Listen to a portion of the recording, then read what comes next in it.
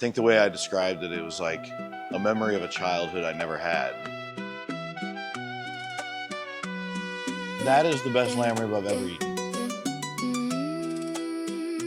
Almost 20 years to get to where I was at, and I didn't give up, but my end game was this. It took me 18 years for my dream to come true. You want to take a knife and cut it, or? There's a knife right there. I just took a bite out of it. I left for more than half of it. You need to take a bite of this, dude. Get up in here. A heavy crown resting on a low-hanging cloud. They want the vintage, but they don't want the dust. City hands wanna feel the rust. You wear the boots, but you don't know the ache. We polish the chrome just to keep it away. Still breathing under the crack. Dry clay. The town's been asleep, but it dreams my way. I'm Tuffy Stone, and I am at my good friend Ernest Servantes barbecue restaurant here in Texas. It's Burnt Bean Barbecue Company and Texas Monthly claimed it to be the #1 restaurant in Texas. Him and Super Dave have worked tirelessly, elevating their food year after year after year. It's Sunday brunch, and we're gonna come in here, have some food, talk to Ernest. We're also meeting our good friend Daniel Vaughn, who is the barbecue editor for Texas Monthly magazine. It might be part of his fault that this line is so long, so let's go see if we can find Daniel and Ernest and see what's up. The crack, dry clay. The town's been asleep, but it dreams my way. Pump number 3 with the hollowed out veins. Analog shadows in the passing lanes. A beautiful fossil humming in the brush. They yell at the skyline, we speak to the hush. Wiping down the dash till the grain bleeds through. Selling off the ghost just to fund the new. A fire tell you who you are. Not when it burns, when it don't. Hi, my name is Ernest Servantes, and you're at the place where barbecue dreams come true at the Burnt Bean Company in Seguin, Texas. Post oak ghosts hanging low in the rafters. Charcoal fingerprints under the skin. Everybody wanna taste the ending. Ain't nobody wanna sit through the wind. I've been feeding sparks like prayers in the church pew. Counting rings in the grain of a split log. Watching smoke write letters in the moonlight. Reading things that never got taught.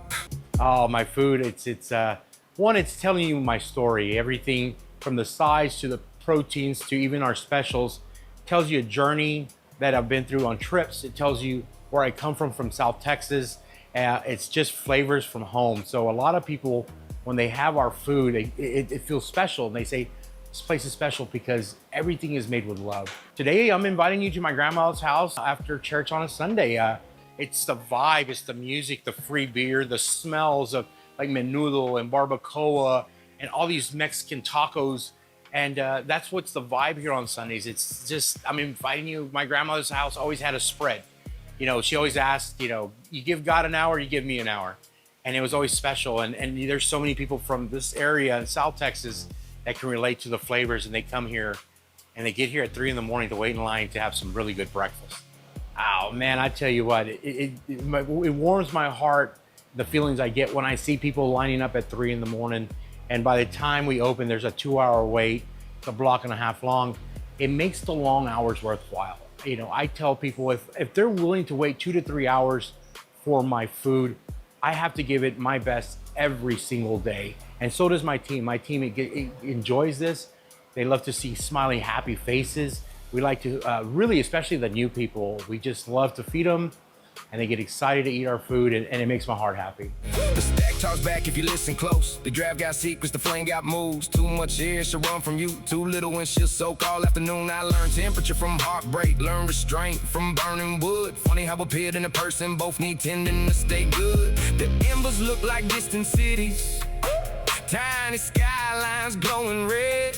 Sometimes I swear my ancestors still pacing circles in my head, saying, slow down.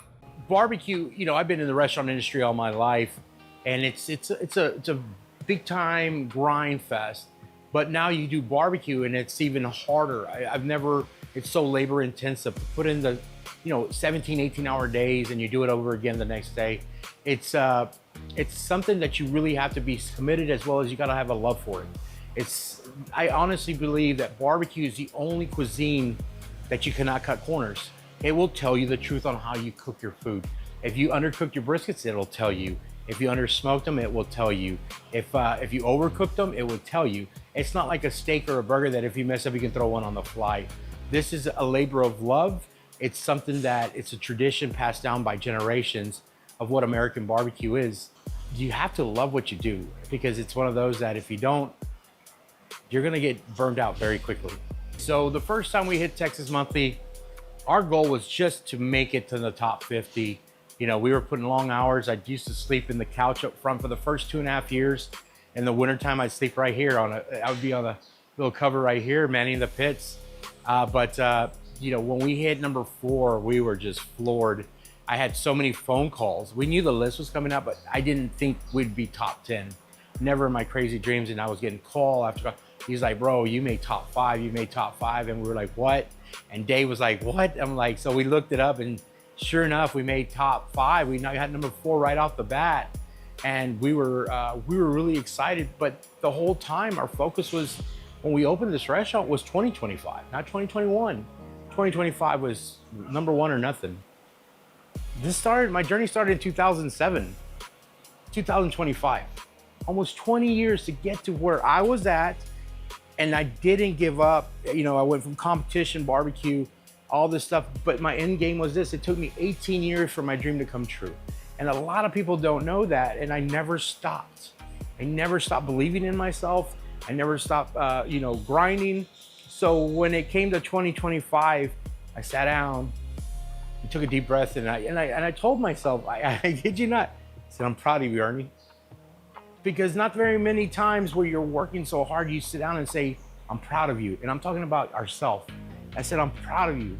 And then it got emotional, and then a lot of Dom Perignon afterwards. But it was one of those things that, if you've seen my journey from the start to where we're at, it's been a hell of a ride, and we're not done yet. Can one fire change anything? I don't know, but I've seen one spark keep a whole bloodline warm, so I keep feeding it.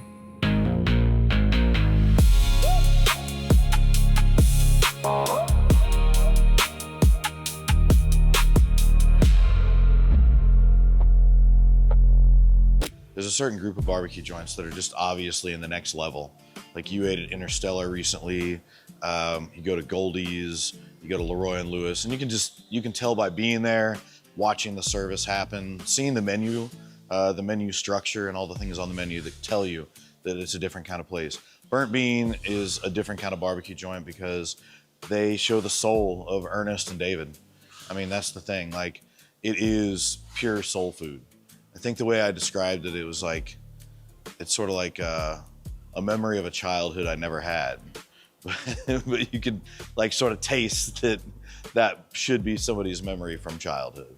But the thing about Burnt Bean, it's kind of hard to explain this, but like the thing that makes Burnt Bean #1 is everything they've done since then. And I come in here and he's got these direct heat cookers, and he's now switched a bunch of his menu items to this direct heat. He's doing only briskets on the offsets and the lamb. He's got the rotisserie now. They've completely changed up their process. They've changed up their menus. So it's just like, there is no rest with Ernest and David at the Burnt Bean. Like, they are constantly trying to improve. And it's always gonna be a barbecue joint. It's always got smoked meat at the heart. I mean, look at the stacks of post oak wood over there, and you see the smokers. Like, barbecue is always gonna be the heart of this place, but Ernest, I think, is gonna continue to show you his soul through all the new stuff that he comes up with. Them being the #1 barbecue joint, everybody who comes in is gonna be far more critical. They're gonna hold them to a much higher standard. They're gonna their meal is gonna have to be so much better than any other meal they've had to live up to their expectations. So, you know, it's a challenge that they've got being #1 too. Certainly it brings in a lot of business, but you can handle that challenge one of, you know, a couple ways. One way is just like, we're gonna cook as much as we possibly can and sell as much meat as we possibly can. Or you can do it the way Burnt Bean does. It's like, you know what, we're gonna keep doing what we've been doing that made us successful, and we're just gonna build on that. We're not gonna try and cash in. Yeah, I'm looking forward to this, man. I haven't been here for breakfast since the day we determined the final top 50 rankings. The last day of the top 50 search was here in Seguin and then in San Antonio. I flew home, I put the list together. We sat at a picnic table like this. There was about, I don't know, 8 of us from Texas Monthly who gathered here. I brought Pat Sharp, who was our food editor and had retired by then, but I wanted her here because I had a feeling that was gonna be a really important meal, and it was. It was quite consequential. This is a end-cut pork chop. It's my favorite just because you get all the extra seasoning. Like, it's just in there. Look at that gloss. Man.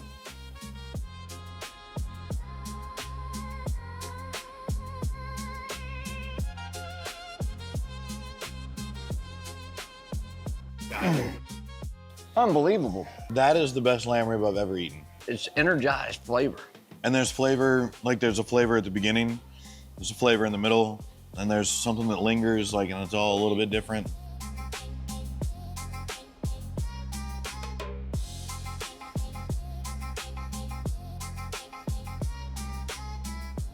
That texture is like Velvet.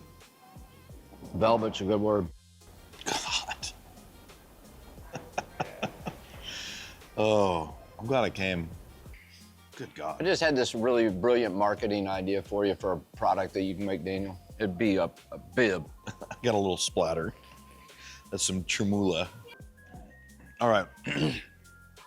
Don't talk with your mouth full. How is it? Good? This is steak frites, burnt bean style, which means you got a chuck short rib and like incredibly delicious fries.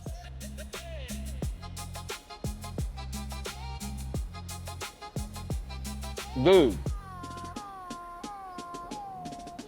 Sorry, not a short rib at all. This is a back rib. Where did you find such meaty back ribs? Tell you my secrets. Good God. Before I do that, I have to source it out. I thought it was a short rib I because got you don't goosebumps ever right now. see This- back ribs this thick. It's a beef back I mean, look at the this- goosebumps on my arm right now. It's like, that's what that bite just did. It's incredible. Yeah, and this Unbelievable. this is the bone that comes off the ribeye. So they never leave meat on here because they could get ribeye prices for it. You need to take a bite of this, dude. Get up in here. I mean, I think we should get to this Blue October here. All right. You want to take a knife and cut it, or? Mm-hmm. There's a knife right there. Just take a bite out of it. It's not like you've never taken a bite You out. can tell that Daniel's not from Texas because he has no manners. It's like, Oh, that's for more than half of it. all right, what is this again?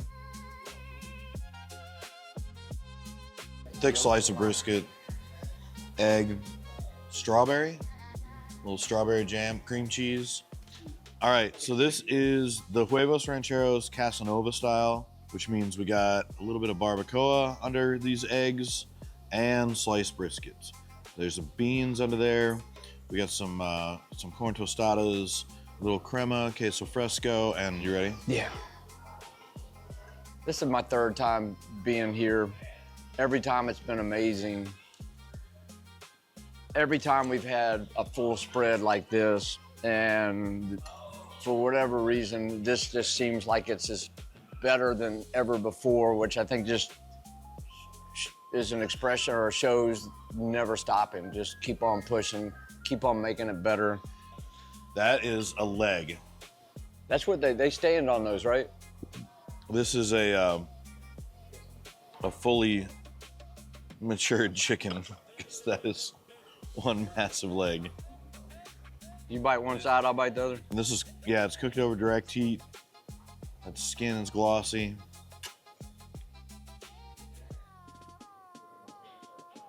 Take all the skin, why don't you?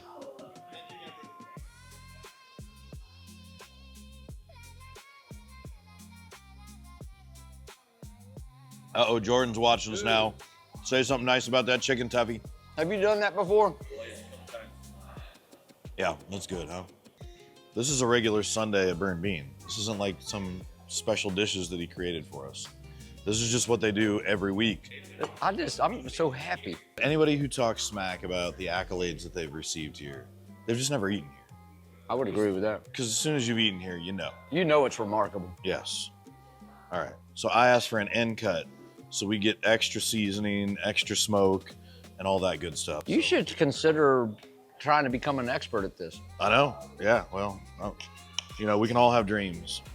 Wow.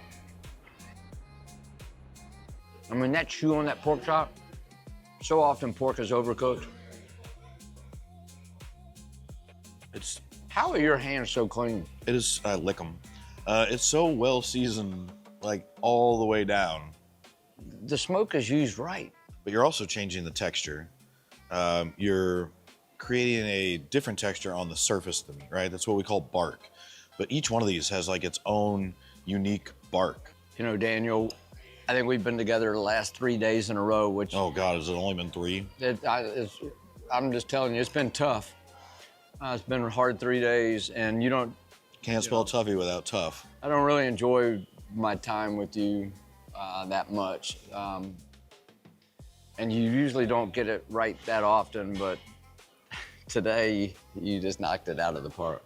Well, yeah, I mean, Ernest is not gonna disappoint.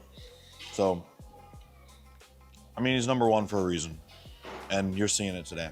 If you have never been to Burnt Bean, you need to check it out for yourself, because what Daniel and his team did at Texas Monthly when they put together their top 50 for this most recent list, putting Burnt Bean at #1, the food speaks for itself. Every plate here has been just incredible, and you got it right. Oh, I already knew that.